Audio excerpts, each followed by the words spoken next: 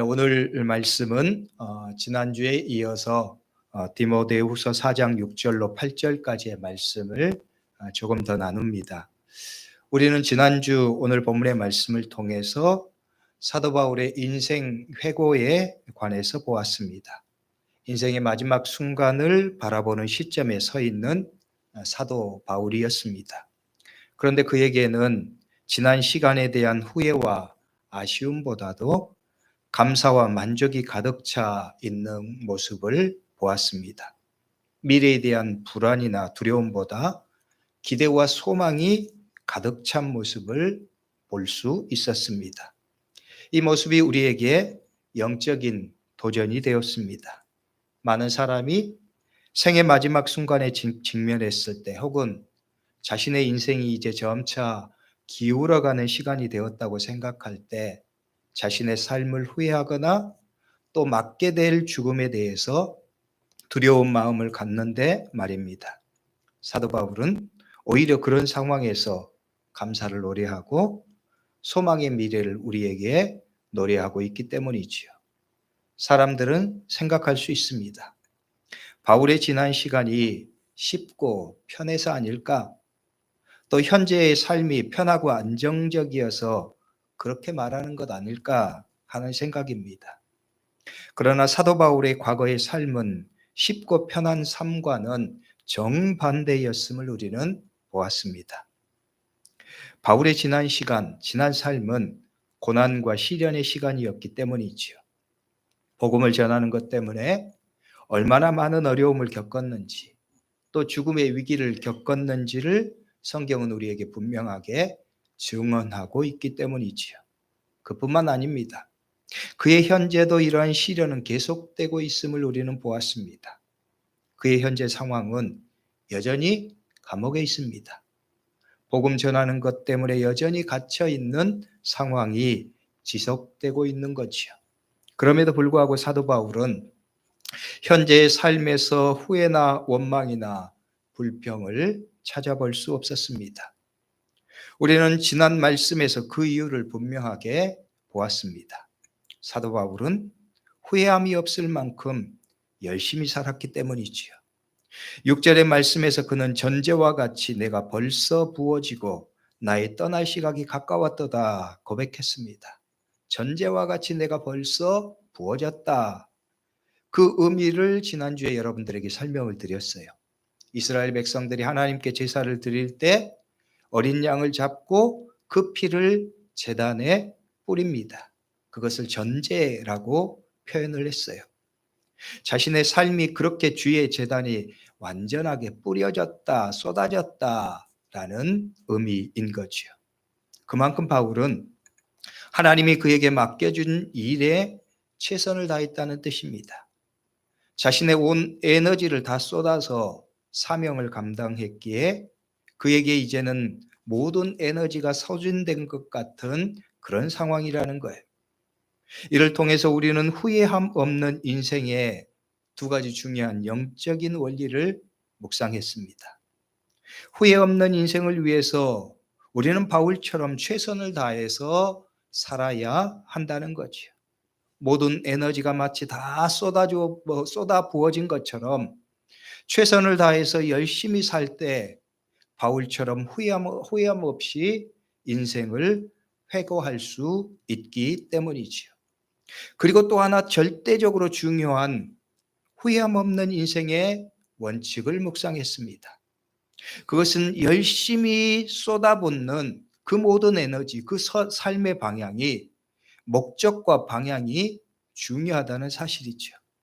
사도 바울의 삶은 하나님께 그 인생의 목표가 맞추어진 삶이었습니다. 하나님께서 자신에게 주신 사명에 정확히 초점을 맞추어서 자신의 삶의 에너지를 쏟아부은 거예요. 그래서 인생은 열심히 사는 것도 중요하지만 정확한 방향과 목적이 중요하다는 사실이죠. 인간의 삶은 수없는 형태의 열심과 노력을 봅니다. 그런데 그 대부분의 인생은 후회함이 많습니다. 때로는 삶을 원망하기도 하고 모든 삶의 끝에 삶이 왜 이렇게 허무할까 탄식하기도 합니다. 때로는 죽음 앞에 두려움과 절망에 휩싸이기도 합니다. 그것은 우리가 열심히 산다고만 해결되는 것이 아니라는 것을 우리에게 교훈합니다. 제대로 된 인생을 위해서 인생의 목적과 방향이 중요하기 때문이지요. 사도 바울은 그 인생의 초점을 우리에게 분명하게 보여주었습니다. 하나님께 초점을 맞추고 하나님이 자신에게 주신 인생의 사명을 온전히 감당하는 거예요. 그래서 후회가 없는 거죠. 인생의 마지막 순간에도 두려움이 아니라 소망과 기쁨으로 자신의 인생을 노래할 수 있는 거예요. 또한 죽음 넘어 자신의 미래에 하나님께서 주실 소망의 미래를 볼 수 있게 되는 거죠. 성도 여러분, 다시금 여러분의 삶을 위해서 주의 이름으로 축복합니다. 여러분의 삶도 바울처럼 열심히도 살지만 인생의 정확한 목표와 방향을 하나님께 두고 그 삶에 충실할 수 있는 성도들이 될 수 있기를 주의 이름으로 축복합니다. 그래서 우리 모든 성도들도 인생의 마지막 순간이 되었을 때 후회함이 아니라 감사로 하나님께서 우리에게 주실 소망의 미래를 노래할 수 있는 삶이 될 수 있기를 주의 이름으로 축복합니다. 오늘은 지난주에 이어서 같은 본문의 말씀 가운데 후반부의 말씀을 집중적으로 묵상하고 나누고자 합니다. 이 말씀을 묵상하는 이유는 이 말씀이 우리가 왜 하나님께 우리의 인생의 목표를 맞추고 살아야 하는지, 하나님이 주신 사명에 우리의 삶의 에너지를 우리가 왜 잘 사용해야 하는지를 보여주기 때문입니다. 오늘 본문의 말씀, 후반부의 말씀은 우리 인간의 삶과 죽음의 진리를 보여주므로 우리에게 그것을 가르쳐 주고 있습니다. 먼저 사도 바울은 6절의 말씀 후반부에서 이렇게 말씀합니다. 나의 떠날 시각이 가까웠도다. 나의 떠날 시각이 가까웠도다. 이 말은 여정과 관련된 말입니다. 바울은 자신의 죽음을 나의 떠날 시각이라고 표현합니다. 여기서 이 떠난다라고 하는 단어는 헬라어로 아날리세수라고 하는 단어입니다. 이 단어는 묶었던 것을 다시 푼다는 의미를 갖습니다. 그리고 이 단어는 이 헬라어로 매우 상징적인 뜻을 또한 품고 있는 단어입니다. 대표적으로 중요한 뜻이 있습니다. 그 뜻은 세 가지 상징적인 의미를 담고 있어요. 첫째는 이 떠난다고 하는 헬라어 단어가 자세히 살펴본다는 의미를 갖습니다. 우리 단어의 영어의 음역도 그래서 아날리시스라고 표시됩니다. 이 단어는 분석하거나 혹은 분해하는 것을 의미합니다. 예를 들면 우리가 건강검진을 받을 때 정확한 몸의 상태를 알아보기 위해서 MRI 같은 촬영을 하는 것과 비교할 수 있습니다. MRI 촬영은 우리 몸에 자기장을 쐬어서 수많은 단층 사진을 찍습니다. 이를 통해서 우리의 몸 모든 부분을 하나하나 정확하게 살펴볼 수 있게 만듭니다. 그런데 죽음이 인간에게 그렇다는 거예요. 죽음은 인간의 삶이 낱낱이 풀어헤쳐지고 하나하나 쪼개어서 분석하고 밝혀지는 것과 같다는 거예요. 자신의 생애와 자신이 이룬 일들을 죽음으로 말미암아 풀어헤쳐지고 하나하나 숨김없이 밝혀지게 된다는 말입니다. 우리는 죽음을 피할 수 없습니다. 그 죽음이 우리의 삶을 낱낱이 파헤치고 숨김없이 드러낸다고 말합니다. 누구 앞에서 그렇다는 말입니까? 하나님 앞에서 그렇습니다. 예수 그리스도 앞에서 그렇게 낱낱이 드러난다는 거예요. 그렇다면 우리의 이 땅의 삶은 더욱더 막중할 수밖에 없습니다. 죽음을 통해서 드러나는 우리의 모습을 하나님 앞에서 단 하나라도 가릴 수 없고 숨길 수 없기 때문이지요. 그러나 이 말은 인간에게 두려움을 주려는 말씀이 아닙니다. 하나님 앞에서 우리가 다 드러나는데 그러면 우리는 다 끝난 것 아닌가, 그런 두려움과 절망을 심어주기 위한 말씀이 아니라는 거예요. 오히려 그 정반대의 의미를 갖습니다. 하나님 앞에서 낱낱이 드러나는 우리의 삶이고, 그 하나님의 기준에 우리는 도저히 맞출 수 없기 때문에 우리에게는 더욱더 하나님의 은혜가 필요함을 역설적으로 보여주고 있는 말씀이기 때문에 그래요. 예수 그리스도의 십자가의 은혜가 우리에게 더욱더 필요하다는 사실을 이 말씀은 우리에게 보여주고 있어요. 우리가 기도할 때 이런 표현을 쓸 때가 있습니다. 예수님의 십자가 보혈로 우리 죄를 가리어 주옵소서. 예수님의 십자가 보혈로 우리 죄를 가리어 주십시오. 이 말이 오늘 이 말씀에 적합한 비유가 됩니다. 우리의 죄가 하나님 앞에 낱낱이 드러납니다. 그래서 우리의 허물과 우리의 죄는 숨길 수 없습니다. 그런데 예수님의 십자가 보혈로 우리의 몸을 덮습니다. 우리의 죄를 가립니다. 그래서 하나님께서 우리의 죄가, 우리가 죄가 없는 것처럼 보아주시는 거예요. 이것이 하나님의 은혜입니다. 이것이 예수님의 십자가의 은혜입니다. 그 은혜로 우리는 심판을 면합니다. 그 은혜로 우리는 영원한 생명을 얻습니다. 그러니 우리에게 하나님의 은혜가 필요하지 않겠습니까? 우리에게 예수 그리스도의 십자가 은혜가 너무나 절실하게 필요하지 않겠습니까? 그래서 오늘 이 말씀은 하나님의 은혜를 보게 합니다. 죽음으로 우리는 하나님 앞에 서고, 그분 앞에서 우리의 모든 죄와 허물은 낱낱이 드러나고 숨겨질 수 없는데, 예수님의 십자가 보혈이 우리의 그 모든 죄를 덮고 가리기 때문입니다. 은혜로 우리의 허물과 죄를 덮어 주시는 거예요. 우리가 이 말씀에서 기억할 죽음과 하나님의 은혜의 진리입니다. 두 번째로 이 떠난다고 하는 이 단어의 의미는 굴레에서 해방된다는 의미를 담고 있습니다. 이 떠난다의 단어는 그래서 짐에 묶여 있던 짐승의 멍에를 벗겨낸다는 의미로 사용됩니다. 그래서 죽음은 고달픈 삶의 멍에를 벗는다는 의미입니다. 굴레가 벗겨지고 지고 있던 멍에에서 자유롭게 되는 거예요. 그래서 성경의 말씀에 죽음은 자유를 뜻한다는 거예요. 그래서 이 말씀은 그리스도인들에게 죽음이 결코 두려운 것이 아니며, 오히려 그것은 우리의 멍에를 벗게 하고 진짜 자유를 주시는 하나님의 은혜의 사건이라고 가르쳐 주시는 거예요. 그리스도 안에서 하나님께서 맡겨주신 일을 끝까지 충성한 자에게 죽음은 하나님이 주시는 참된 자유의 사건이라는 말씀이죠. 죽음은 모든 인간이 똑같이 피할 수 없는 사건입니다. 그러나 오늘 말씀은 이 죽음을 우리는 어떻게 맞을까를 질문하게 합니다. 우리의 마지막은 두려움과 혼란이 아니라 하나님 안에서의 자유와 기쁨이 되어야 하기 때문입니다.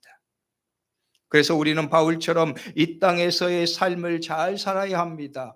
열심히 살기도 해야 하지만 무엇보다도 제대로 된 인생의 초점을 맞추어야 합니다.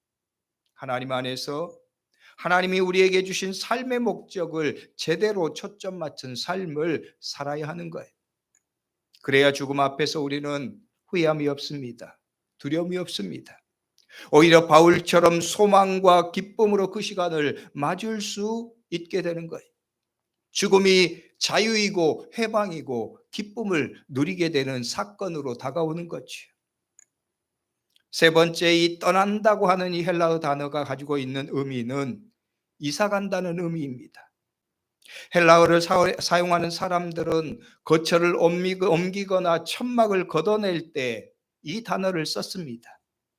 천막의 말뚝을 뽑는다는 의미입니다. 바울은 이 말씀을 통해서 그의 떠남은 이 세상에서 살던 인생의 천막을 걷는 것이라고 말하는 거예요. 그리고 그 천막을 걷고 이주하는 옮겨가는 곳은 더욱더 좋은 것이라는 거예요. 더 좋은 것으로 이사하는 거예요. 그래서 성경의 말씀은 죽음은 이 땅의 삶보다 더 좋은 것, 비교할 수 없는 것으로의 옮겨짐이라고 가르쳐 주십니다. 성도 여러분, 인간의 생각과 마음으로 보면 이 땅에서의 삶의 종말인 죽음은 슬프고 아쉬울 수 있습니다. 두려울 수도 있습니다. 그러나 믿음 안에서의 죽음은 이 세상의 것과 비교할 수 없는 것으로의 옮겨짐입니다. 그리스도인들은 이러한 분명한 확신으로 죽음을 바라볼 수 있어야 합니다. 사도 바울이 자신에게 다가온 죽음에 대해서 두려움 없고 혼란이나 아쉬움이 없는 것은 바로 이러한 믿음이 확고했기 때문입니다. 성도 여러분, 우리는 죽음을 잘 준비하고 또한 잘 죽는 것이 필요합니다. 죽음 앞에서 그 사람의 믿음은 적나라하게 드러납니다. 진짜 믿는 사람은 두려움과 절망이 없습니다. 그러나 그가 가졌던 그동안의 믿음이 진짜가 아닌 사람은 죽음 앞에서 믿지 않는 사람들과 똑같이 절망하고 두려움에 휩싸입니다. 그래서 그리스도인들은 잘 사는 것도 중요하고 잘 죽음을 맞는 것도 중요합니다. 잘 죽음을 맞는다고 하는 것은 죽음을 맞이하는 우리의 모습, 죽음 앞에서의 우리의 모습에 대한 문제입니다. 성도 여러분, 여러분은 죽음에 대해 말씀하는 사도 바울의 이 증언을 분명하게 확신하십니까? 우리의 인생의 천막 걷고 하나님이 우리로 옮겨가게 하시는 더 좋은 것, 이 땅의 것과 비교할 수 없는 영원한 천국으로 옮겨감을 확신하십니까? 여러분 모두에게 이러한 분명한 확신이 있기를 주의 이름으로 축복합니다. 죽음을 이렇게 바라본 바울은 자신이 왜 죽음 앞에 이렇듯 평안하고 담대하고 기대와 소망에 차 있는지를 이어지는 7절의 말씀을 통해서 다시 한번 분명하게 보여줍니다. 이 말씀은 우리가 닮아야 할 삶의 모습이기도 합니다. 즉 죽음에 대해서 바울처럼 이러한 의미를 알고 있는 사람은 이렇게 살아야 한다는 말과 같습니다. 7절의 말씀이 이렇게 말씀하죠. 나는 선한 싸움을 싸우고 나의 달려갈 길을 마치고 믿음을 지켰으니, 이 말을 풀었으면 선한 싸움을 나는 싸웠고 그 여정을 나는 다 마쳤고 믿음을 나는 지켰다라는 말입니다. 이 말은 우리가 앞서 말한 진리를 다시금 확실하게 보여줍니다. 우리가 후회가 없고 두려움 없는 마지막, 삶의 마지막을 위해서는 열심히 더 살아야 하지만 무엇보다도 삶의 목적과 초점을 잘 맞추어야 한다는 진리입니다. 사도 바울은 말합니다. 나는 선한 싸움을 싸웠다. 이 선한 싸움은 복음을 위한 영적인 투쟁입니다. 그런 자신의 모든 삶의 에너지와 관심을 이 일에 쏟아 부었다고 말합니다. 열심히 살았다는 거예요. 그 일은 잠깐 한 것이 아니라 자신의 평생을 그렇게 살았다고 고백합니다. 그래서 바울은 나의 달려갈 길을 마치고 라고 말합니다. 끝까지 충성한 것입니다. 자신의 삶의 에너지가 모두 소진될 때까지 인생을 그렇게 열심히 살아온 거예요. 선한 싸움을 위해서 열심히 마지막까지 최선을 다했다는 고백입니다. 그리고 이어서 바울은 믿음을 지켰으니 라고 말합니다. 믿음을 지켰다고 하는 것은 그의 열심의 내용과 방향을 보여주는 거예요. 우리가 앞서 언급했던 것처럼 열심히 살되 인생의 방향과 초점이 중요하다고 하는 바로 그 초점에 대한 말씀이에요. 그의 열심은 믿음의 초점이 맞춰져 있습니다. 그가 인생에서 모든 전력을 다 쏟아부어서 마지막에 그 모든 삶의 에너지가 마치 남아있지 않은 것처럼 힘쓴 것이 믿음에 대한 것이었어요. 하나님이 그에게 말씀하신 믿음의 사명입니다. 복음을 위해서 이방의 사도로 그를 세우신 하나님의 뜻에 초점을 맞추어서 산 거예요.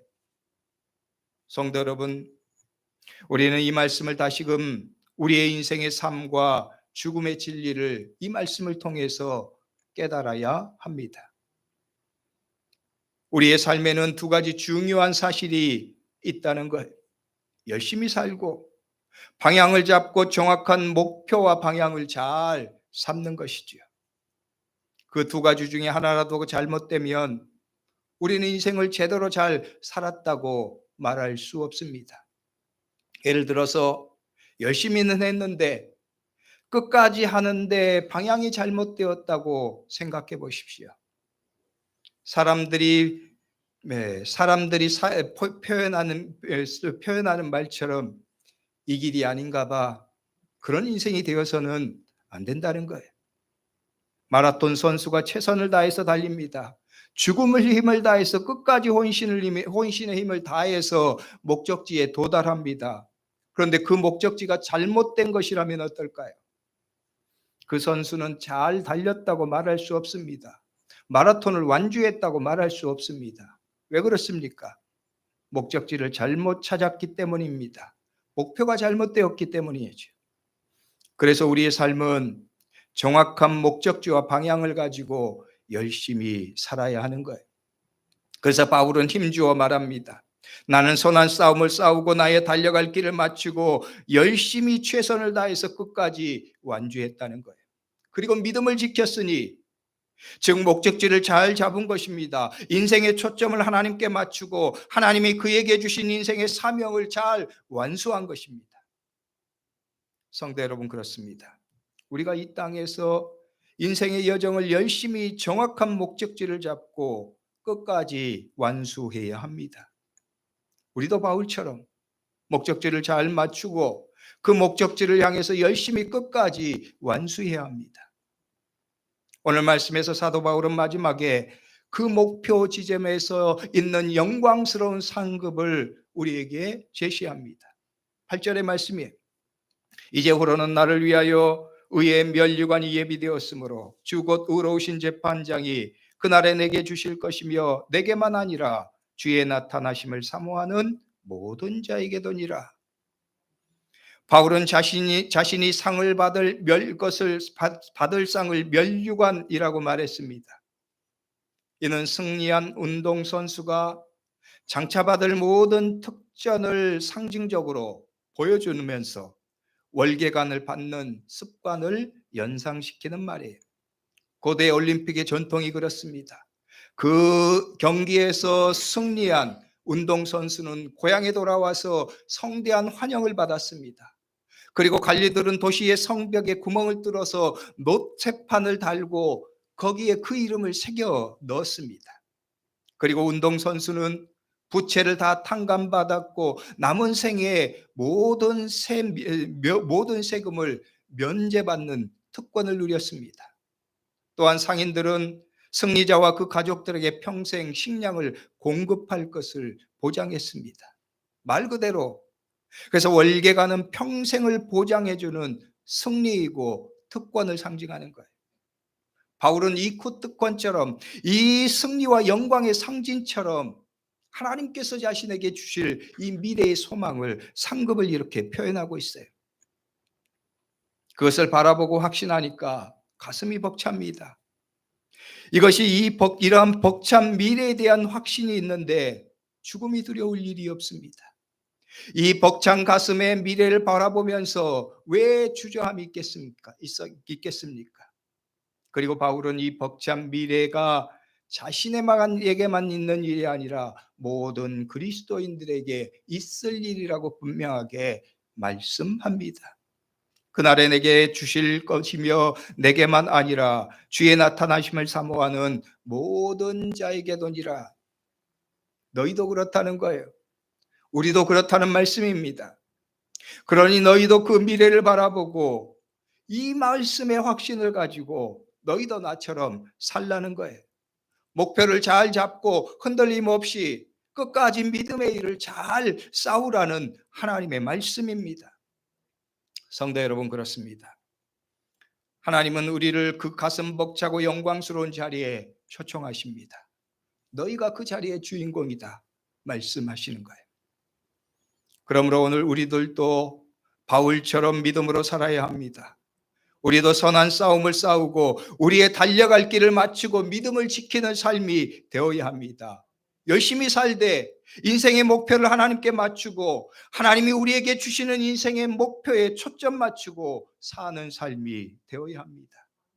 그리고 마지막에 영광스러운 면류관을 바라볼 수 있는 믿음이 있어야 합니다. 그러면 소망을 노래하는 거예요. 감사를 노래하는 거예요. 죽음 앞에서도 오히려 하나님께 찬양하고 하나님께 감사하고 주실 소망을 기대하면서 하나님을 바라볼 수 있는 거예요. 오늘 저와 여러분들의 삶이 그러할 수 있기를 주의 이름으로 축복합니다. 그래서 바울처럼 열심히 살되 하나님께서 우리에게 주신 인생의 초점을 분명하게 맞추고 마지막에 하나님께서 우리에게 주실 분명한 영광의 면류관, 의의 면류관을 바라보면서 승리하는 기쁨의 영광을 누리는 저와 여러분들의 삶이 될 수 있기를 주의 이름으로 축복합니다. 기도하겠습니다. 기도할 때 오늘 말씀을 붙잡고 통성으로 잠깐 기도하죠. 하나님, 오늘 우리들도 바울의 고백처럼 우리의 삶, 우리의 죽음을 바라볼 수 있도록 인도하여 주옵소서. 우리가 두려움이 아니라 절망이 아니라 후회와 낙심이 아니라 감사로 우리의 인생을 바라볼 수 있도록 인도하여 주시옵시고 우리의 미래를 소망과 기쁨으로 바라볼 수 있도록 인도하여 주시옵소서.